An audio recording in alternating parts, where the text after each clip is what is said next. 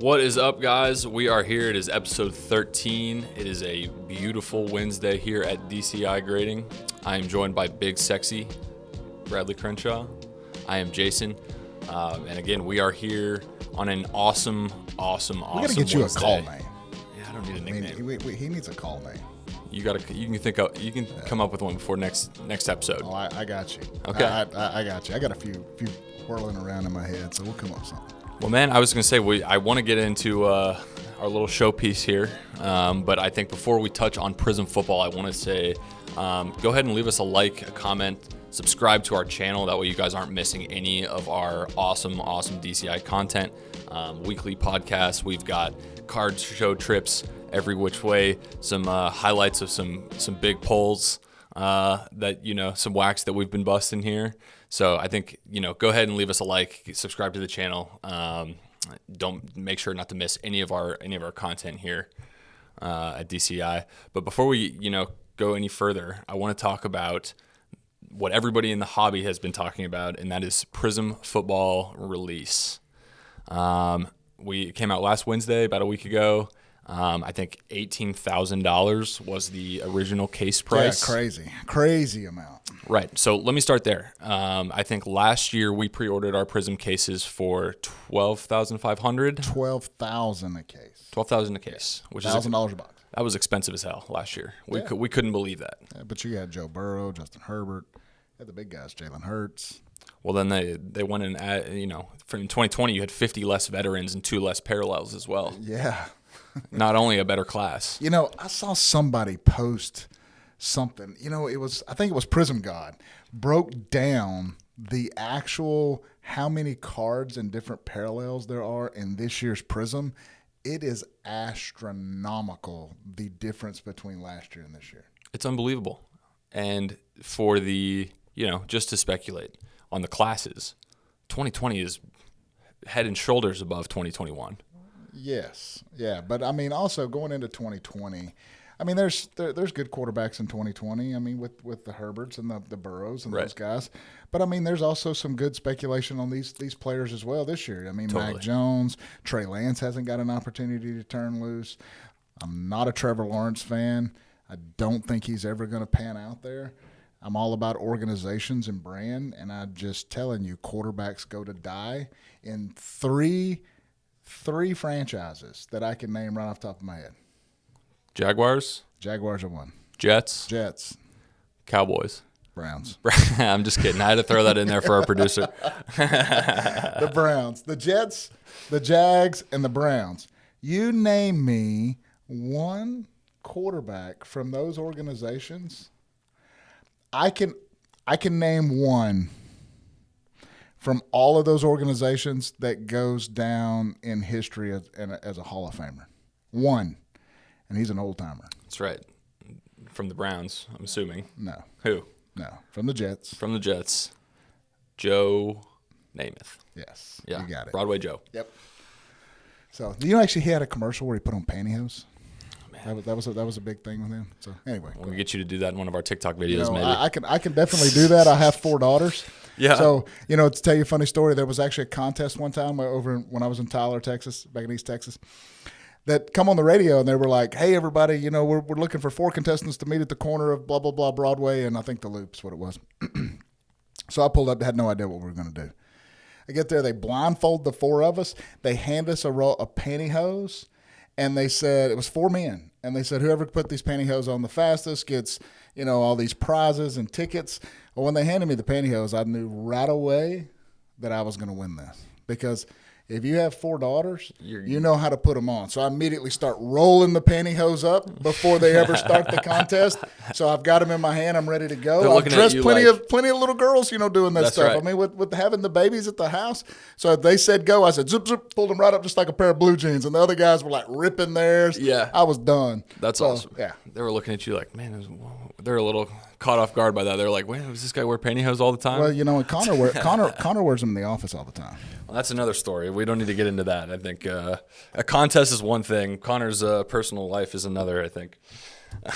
I'm just kidding. So let me ask you, though, as somebody who rips Prizm every year, typically, or likes Prizm product, Prizm Football, and higher, I'd say, where do you feel the value is for this class compared to last class, just from a pre-order price standpoint?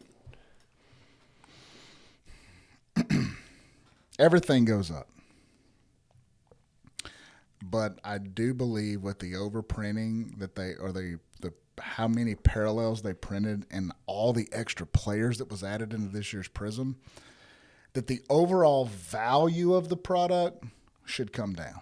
The overall value of the product should be less than what it was last year, just due to they printed like, I don't know, a third as much. It was probably, I was going to say it was like probably 5x as much as last year, if not more. Right. Does that change the big card value of the bigger guys? No. Because those are just harder to pull now. 100%. Because there's so much more product. Right. So the value of the class doesn't change, but the overall product value does. And this is something that we've touched on in a couple of our past episodes, is where wax prices are simply unsustainable for the value of singles. Mm-hmm. The singles price, imagine ripping, and I will brag on Bradley a little bit. He ripped two Prizm boxes today on our card shop tour, and did pull the Mac Jones True Gold 9 of 10, one of the biggest, probably one of the 11 biggest cards, if you will, in the entire product. And that is a bad card right there, man. That is awesome. So we were pretty excited. You guys, I'm sure, have seen it all over social media, and we're gonna have a ton more content coming with that guy as well.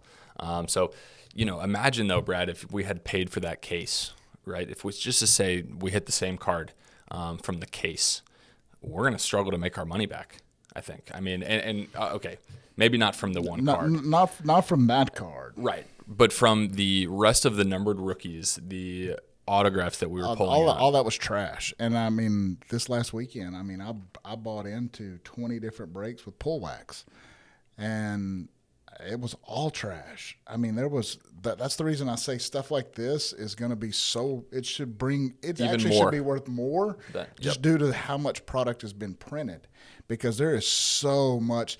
I was hitting autographs of defensive backs that I was like, who the hell is that? I mean, it was just so bad. Right. And if you go to our other two boxes, without this card, we lost. We probably had $200 of value in $2,500 worth of wax. Correct. I was going to say, yeah, and I was going to say my point of kind of had we ripped an entire case, we still hit the Mac and kind of, did very average with the rest. Say nothing big to write home about. Yep. Besides that Mac, we're losing money on the case big time. 100%. You know what I mean? Besides that one card. So, really, again, it goes back to ripping wax, being able to sit on, singles, things like that. The cash flow is really what is important for speculating on football. With these really high prices for wax, do you see yourself more likely to buy a single that is maybe now increased in value compared to a card from the year prior, and buy, would you rather spend that extra premium on the single, or are you going to hold the wax that's still being printed? I'm all about buying singles. Yeah. I like to own the singles and put them up more than I like having wax and storing wax. That's just a personal preference. That's not saying that's the end all be all. Right. I look at cards and wax in two different ways. So wax to me is like buying a mutual fund. Mm-hmm. It's going to gradually go up over time. Slowly, yeah. Yes, some of the better stuff. Correct. Buying individual cards is more like buying an American Airlines stock or things along those lines. It can go up a lot faster. Don't say American Airlines to me. Yeah. They did lose our baggage. They're not on my good side right now. I don't want to hear that American Airlines ever again. They almost detained me They almost detained Brad. Man, we have been not to get too far off track, but we have baggage all over the country. We have been, rescheduled, canceled, rebooked. I'm over American Airlines. You've seen the TikTok of the excellent football player knocking the guy out at United or TSA, whoever he worked for. That was almost me. That was almost Brad at the airport. I was about to knock that dude smooth out. And we still don't have the bag. So if that guy's watching this, you know where to find us. Bring us our bag. now. Yeah, that's right. Anyways, I said I'm actually flying out tomorrow.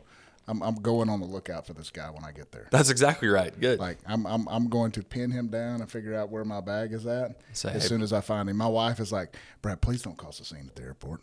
So. She's like, y'all are getting ready to go on a relaxing vacation. Brad's got his blood pumping over there. Not to get too far off track. I guess my main question is, if you were going to go and buy, let's just say you decide on 2021, you want to make a really big investment into Mac Jones. Mm-hmm. Are you, do you think that prospecting, because of wax prices, how high they've become, is it tougher to prospect in today's current card market than it was, let's say, in 2019 or 2020? It's not tougher to prospect because of the wax prices. It's tougher to prospect due to the release of the product. You don't have, just like Prizm. I mean, this is one of the flagship products for that rookie of football. Class. Absolutely. Well, football season's been over with now for 4 months. The Super Bowl was 4 months ago. Right. And so now for me to prospect in this class and get the bigger cards, we've already kind of got a preview to what's going on. Right. You take this product and release this product this time. Let's just say Prizm comes out now, but this player hasn't even played a down. They just got drafted, and the season is in September. Mm-hmm. Now I've got 3 months of time window in there to say, hey, you know what? I'm going to go all in on Mac Jones this year, and I'm just going to start buying up a bunch of stuff. Yep. And that gives the hobby and the investors the opportunity to make those predictions, and it's more of a game, and it's fun. But now it's like he played. Proven. He actually didn't do that great. No. But the speculations for him and the FOMO of everything going on, this is one of the bigger cards to own. And Absolutely. one of the bigger players besides Trevor Lawrence, which I don't get either. But again, right. But, take him out, Mac Jones, I would buy Mac Jones way before I bought any other quarterback in this class. Okay. Because of the organization. Sure. So your point, I guess, to prospecting is because of the delay in supply chain or production from Panini, that's really been the cause of, more or less the stop of prospecting is really you're not prospect. You almost have to prospect football year to year. Rather than preseason to regular season, things like that. The timing has just changed. Which it goes back to, you have to get outside the box if you're going to do investing in cards. It's why I bought up a bunch of Jacob Eason stuff a year and a half ago. It's because that was on nobody's radar. And so I took the flyer on him and I bought up his stuff for fairly cheap. 100%. Other than the two big ones, like the Black Finite and the NT Shield, I paid to get those. Good money. Premium, yeah. But I wanted them. And so that was just a completely out. It's not that people ask me all the time, why I chose Jacob Eason? Why did you go with Jacob? It's not that I thought he's just this fabulous quarterback that I needed to invest in. It was I needed to get outside the box with somebody who had potential to be an NFL starter that could have a big upswing. And so he was one of those guys that I said, you know what? The way things took place in college, he was the quarterback of Georgia, and then he moved and went to Washington, and he was the quarterback there, and Jake Fromm took over for him in Georgia. I just thought Jacob would come into the league with a chip on his shoulder, wanting to prove something. And maybe he gets that opportunity this year. Maybe. We'll see. But that's what I mean by you have to really dig deep on the prospects. It's why and this is not digging as deep as Jacob Eason, but even looking at somebody like Kyle Trask, like I mentioned before, we all know Brady's got a year or two, and he may even be gone after this year. Right. So the next guy in line is him. So that's not really digging deep, but you can dig deep in some of those classes and be like, hey, you know what? If this guy gets a shot, just like Brady get drafted in the 6th round. You're looking beyond the stats. You're looking beyond the 100%. Numbers, and you're taking into consideration the whole package, whether it's their brand, their situation, the organization they're in. Not just looking at the box scores and saying, hey, this guy scores, in basketball 30 a game. He's averaging 30 points. Like, okay, he's a safe bet. You know what I mean? Mm-hmm. And as far as losing value, it's like most people in the hobby jump on to what other people are doing. because they feel like they need to run with the pack. Fear of missing out. It's the FOMO. Yep. And it's like, it just kills me to hear the people talk about how great Justin Herbert is. And then they bring it back to his one pass at the end of the season has now solidified him as a great quarterback because it was just a dime that he threw. You know what? Everybody has a one-hit wonder, type opportunity. So that, everybody falls into those lines where they do something really great one time, but the great ones, like Brady, is consistency over time. And it's also winning and winning championships and being in those just being in the playoff games, being present. And people like Herbert, I just don't ever see getting there. That organization is not going to get them to where they need to be for his value to stay up. Which, by the way, jumping off subject, did you see what the last Luka sold for? Are you talking about the NT, the 5? I did not. No, the one number to 10. I did not. The gold. At PWCC, it finished. No, it was at Goldin, I think. Goldin. This is after they lost out. Okay. It sold for almost $700,000. Why? Yeah. Why? Well, we talked about it in our episode, previously. The people who have got a lot of money in Luka aren't going to let it fall below 500 I know, or wherever that number is. That's what I'm getting at. Is there's a lot of that stuff like that happens in the hobby. 100%. And just like some of these speculations on some of these quarterbacks, Mac Jones may end up falling flat on his face. He may come out this year and not do anything, and then everybody's going to go in a panic mode, and they're going to go to selling his stuff, and the value that's going to drop. It's just it's the hobby. It is. It's what happens, and it's a lot of times it's all about you. Everybody knows in investing side of things, you buy in the dip, you sell at the top. Sell during the hype. It's all about selling during the hype, and so I think as the hobby progresses and things we just got to get a little more regulation to the hobby is what we got to do.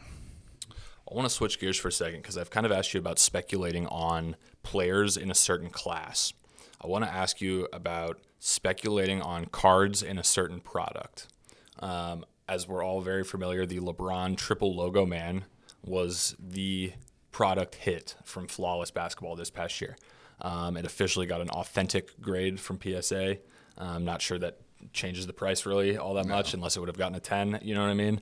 I think people are kind of overreacting about that, if I'm being honest. But the that hit, right, like that card being in the product and being kind of promoted as the chase card for that product, does it make sense for you to see something like that, to say, hey, I'm going to speculate on this product for that hit, you know what I mean, and say I'm going to buy 10 cases of Flawless Basketball, to try to offset, or, looking for this LeBron Triple Logoman. Is that something that you would call prospecting, or is that truly gambling? That's gambling. And how do you feel about 120% gambling, and that almost lured me in. Sure. To chasing that logo thing. I think they were doing some like $1 million worth of flawless case breaks in Vegas when we were there for the Mint Collective. Right. And it was like $40,000 a buy-in. My wife saw that. Her immediate response, I hadn't even said anything, but she comes to me and she says, "Please tell me you didn't buy into that $40,000 break." And I was like, "No, I'm not buying into a $40,000 flawless break." Although it was very tempting. Right. I had people message me, and I thought about doing it. I actually messaged back and forth with Leighton on actually buying into that break, but I chose not to. And I'm glad I did, because they didn't hit it. They didn't hit nothing great. But there's a lot of people that chase product like that. Mm-hmm. But I also believe Panini has the way of tracking that, and I believe especially the like hand-packed, a card like that, you're not going to hit a $7 million card in on Prizm. Release day. Yeah, and Prizm, right. And so Flawless is even shorter printed than that. So just think about how easy it is to track that, and why would you release that card up front when you could hold it back and cause the prices and people to go really crazy for that. Because if that card got hit like the Mac Jones 101 did on the weekend of release, that's where I was going with this. The value goes, whoop, it dropped. The product went from $18,000 a case down to $12,000, $13,000 a case now. That's exactly right. And so it's all marketing. It's all business. Everything is tied to that. So, I mean, it's just, yeah. Couple things. Follow up on the LeBron. With the authentic grade, what do you believe it's worth, and what do you believe it sells for at auction?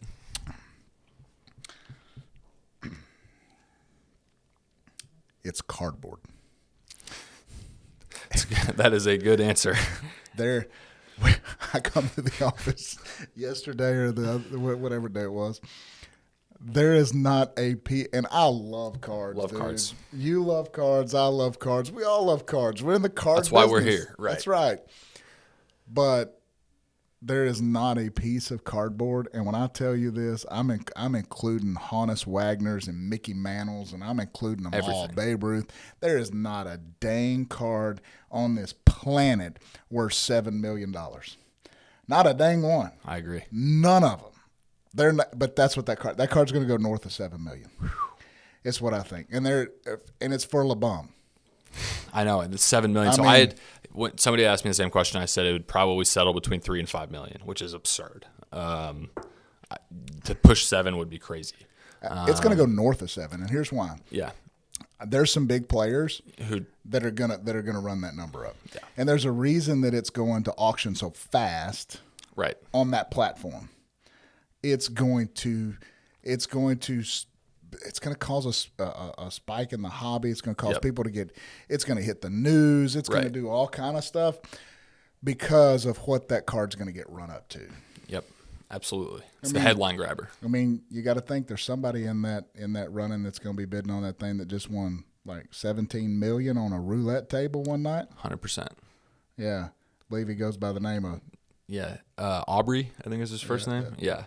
I don't know if y'all saw that video. Drake, he hit a $17 million spin on a roulette table on a live stream.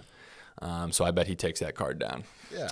I mean, he's in the mix for it. Oh, absolutely, yeah. He was ripping with Ken to try to pull it. Exactly. He is in the mix for that. Absolutely. And then, I mean, there's going to be players like Sean and the rest of those guys that are going to jump in there, and they're going after that card.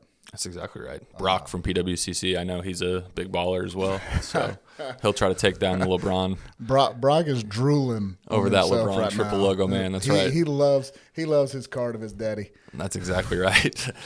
So another big card from a big product is, like you said, it kind of killed the Prizm pre-order drop price. Is that Black Finite Mac Jones 101? That 13-year-old kid pulled. 13, good for him, by the way, man. Congratulations Absolutely. To the puller and the seller of the card. Excellent job. Congratulations, man. $100,000 for Mac Jones, the 101, the Black Prizm. Too high, too low, just right? Where are you at on the valuation? Well, I mean, that's kind of hard to say. I was going to say, prior to pulling the gold Prizm, how did you feel about the $100,000 Mac Jones price tag? I wasn't like, completely like shocked. I wasn't either. Because, I mean, $100,000 is not much money.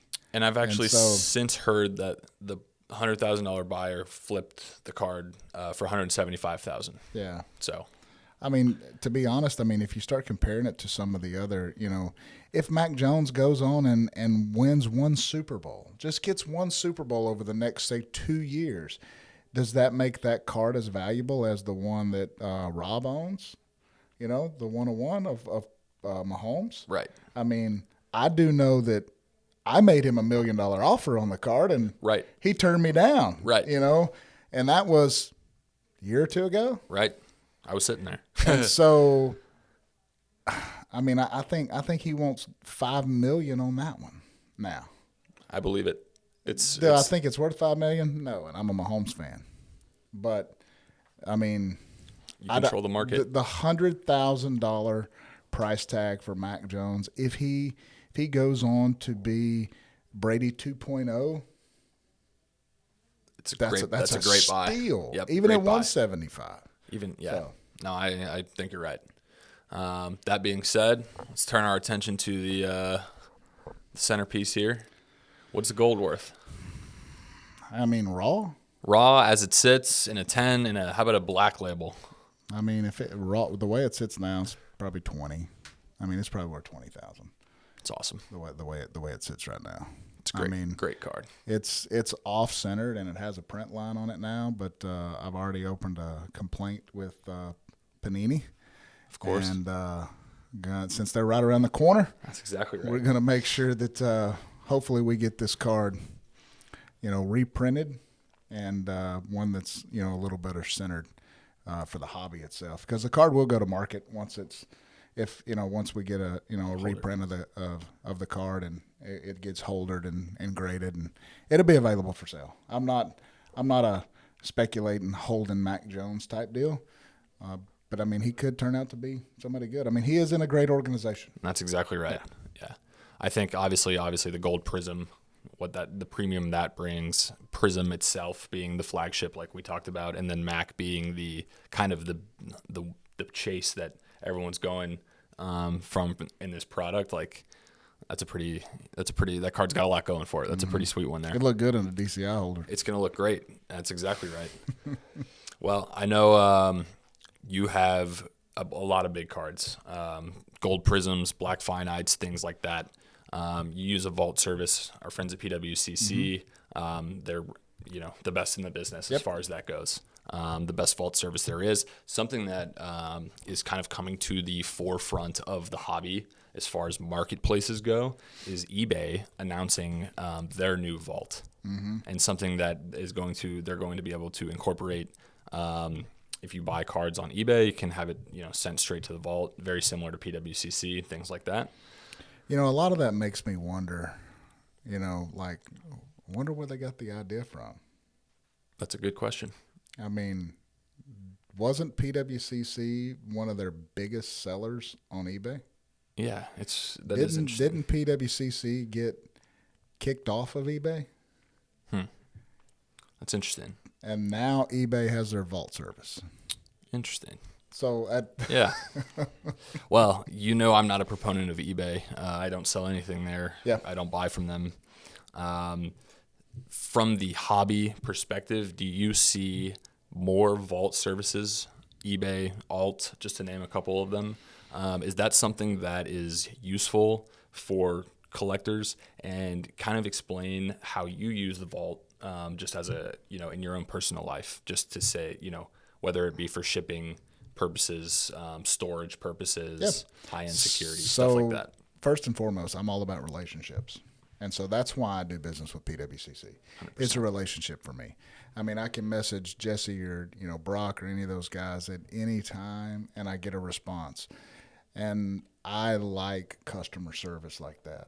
I want to make sure that if I need something, they're there. Of. I don't want to have to email some customer service line that I don't know who I'm dealing with. American Airlines looking at you. And so that's why I use PWCC with the vault service. Do I think there's going to be more vault services? Yes. I think people are going to continue to open up vault services the same way that all these pop-up grading companies started coming about. Not a single one of them built a reputation first. They all went in it as a money grab, and they went in throwing these slabs up, and they most of them glue their slabs. There's some of them that do the sonic welding, but all of these multiple grading companies have just popped up. And I just believe that the vault services are going to be the same way. There's going to be multiple of those. As far as how I use the vault, I think it's very convenient. For one, it's located in Oregon, so anything that I buy online, instead of having to pay sales tax to have it shipped to Texas, right? I ship it directly to my vault, and I pay no sales tax. That immediately saves me 8.25%. Boom. Right off the top. So when you're spending $100,000 on a card, I mean, that's $8,250. Right every time, yeah. Right there. I mean, I don't know about you, but I mean, saving $8,000 is pretty nice. Right. So ship it straight to the vault. If I decide that I want the card and I want to put it in my hands, at any time I click a button and I ship it directly to me. I pay the shipping fee. whatever that is, whatever I want to insure the card for. Sure. It's to me and in my hands in 2 days. And so I can hold it, look at it, play with it, whatever I want to do with it. Take some pictures with it, take some selfies, lay on a Lamborghini, whatever I want to do. That's right. So, you know, some of these girls put it between their legs. You know, I've taken pictures like that before. You know, some of my Peyton Mannings. I'm kidding. Kidding. So. It's a family show. Yeah. But, I mean, there's multiple, you know, ways to use a vault. You can use the vault. One thing I love about PWCC is I can buy cards, send them into my vault. I can then take either a loan against those cards and use those funds to buy more cards. I can send the cards to their premier auction, take a 50% advance on my premier auction, use that money to buy more cards, and I'm never crossing that tax implications where I'm moving money out of my accounts to make purchases. Right. So I can keep my vault services rolling that way. And those are the things that I like to use my vault for. I think that PWCC, like you said, has done a great job. They're at every show. They're always on the floor, you know, talking, making, putting a name with the face. They're always there, which is awesome. I think it'll be interesting to see, as somebody who has dealt with eBay in the past, they do not have the customer service thing handled pretty much across the board in any department. So I think it'll be really interesting to see how that service plays out as far as the vault goes for collectors. But I think that the insight as somebody who uses PWCC is really valuable to kind of compare and contrast those as eBay opens their vault service moving forward. Yep. Guys, that was it for this week. We really appreciate you joining us again. We will be back as well as on social media all the time with this gold Mac Jones. We're going to do a start to finish video on that guy so you can follow along with us. Anything else you want to add, Big Sexy? No, man. Awesome. It's all good. I'm ready to go to Mexico. Man, excellent. See you next week. Yeah. See you. See you guys.